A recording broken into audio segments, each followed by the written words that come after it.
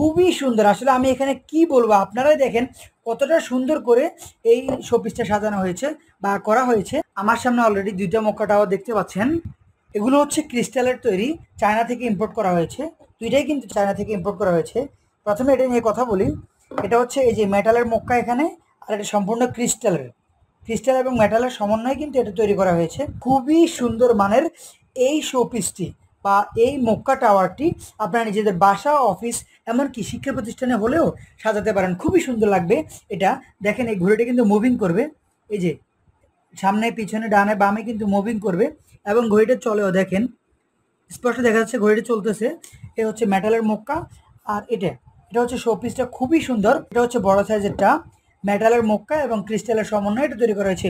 খুবই সুন্দর। আসলে আমি এখানে কি বলবো, আপনারাই দেখেন কতটা সুন্দর করে এই শোপিসটা সাজানো হয়েছে বা করা হয়েছে।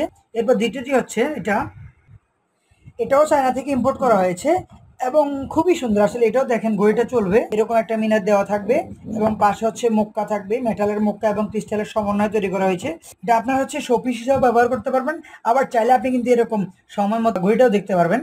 এত সুন্দরভাবে আপনি কিন্তু অফিস, প্রতিষ্ঠান কিংবা বাসা সাজানোর জন্য আমাদের থেকে এই মক্কা শোপিসটি নিতে পারেন, এটা বা ক্লক টাওয়ারটি নিতে পারেন।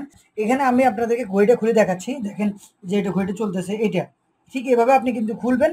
চাইলে আপনি ঘড়িটা এখানে ব্যাটারি শেষ হয়ে গেলে আবার কিন্তু ব্যাটারি লাগাতেও পারবেন। তো আপনি কি করবেন, এখানে এই রাবারটা এভাবে খুলবেন।